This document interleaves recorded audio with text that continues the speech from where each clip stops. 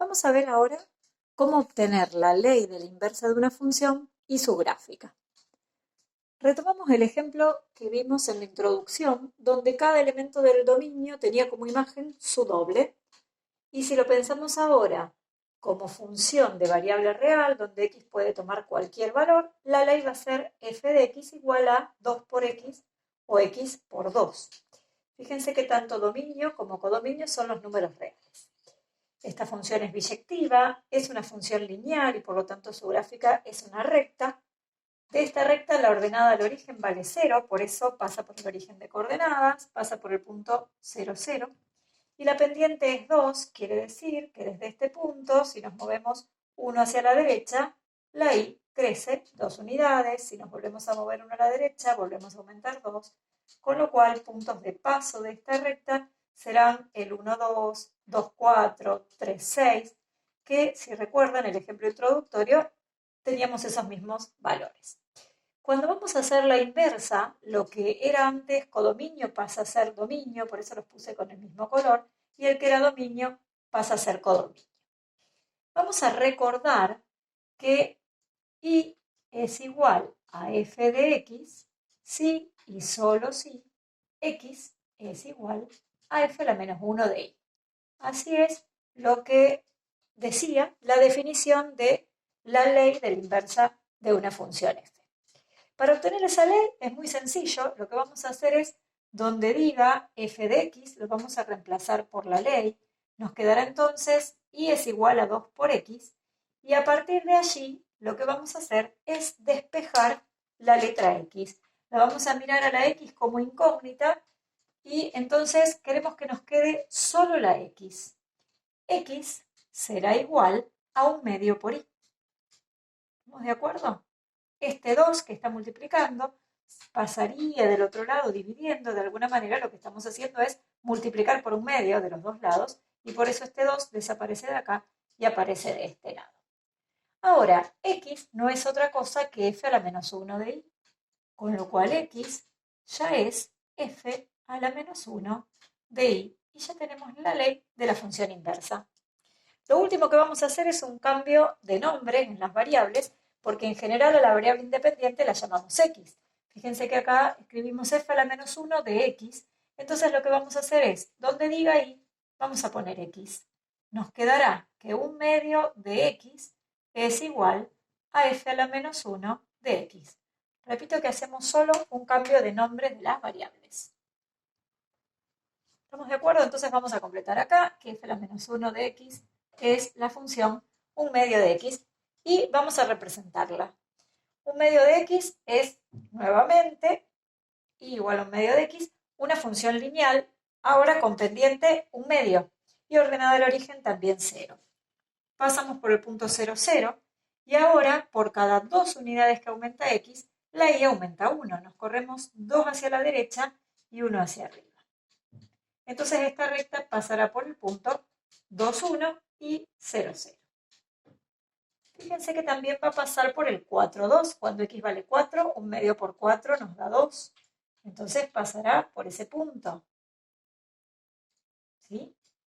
Prestemos atención.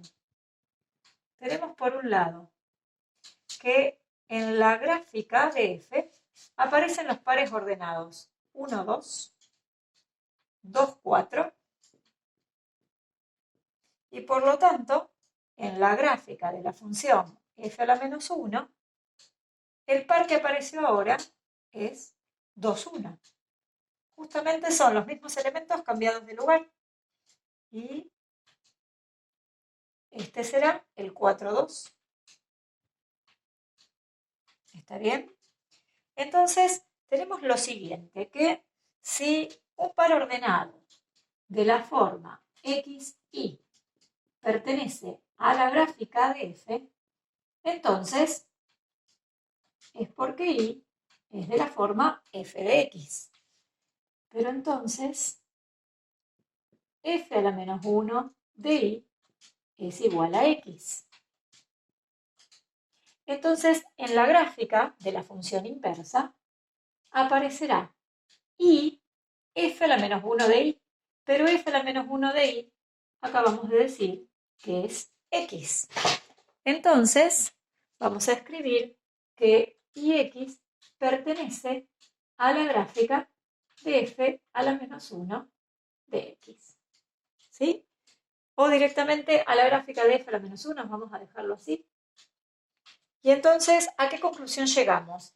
Llegamos a que la gráfica de la función f a la menos 1 es el conjunto formado por todos los pares ordenados de la forma Ix, de manera tal que el par ordenado xy está en la gráfica de la función f. Lo vemos con los ejemplos. Si xy está en la gráfica de f, y x va a estar en la gráfica de f a la menos 1. ¿Cómo se traduce eso en la parte gráfica? Fíjense que al ocurrir esto de que los estamos cambiando de lugar, hay una cierta simetría entre las dos gráficas de la función f con la de su inversa. Y si nos damos cuenta, esa simetría es con respecto a una recta que es justamente la bisectriz del primer y tercer cuadrante, que es la de la función identidad.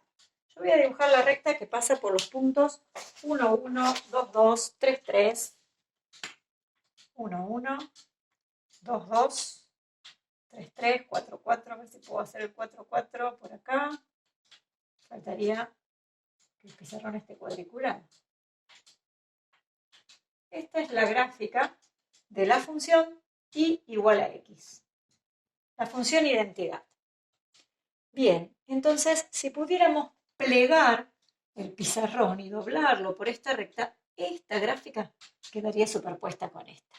Decimos entonces que la gráfica de f a la menos 1 es simétrica de la gráfica de f con respecto a la recta de la función identidad. Fíjense que si tomamos un punto a 90 grados en forma perpendicular a esta recta, a la misma distancia, encontramos un punto de la otra gráfica. Es decir, esta distancia coincide con esta. Si tomamos este punto y trazamos la perpendicular a la recta roja y la continuamos, esta distancia va a ser la misma que esta. Este punto y este punto son simétricos con respecto a esa recta. Eso va a ocurrir con la gráfica de cualquier función relacionada con la de su inversa. Siempre son simétricas con respecto a la función identidad, que es la función y igual a x.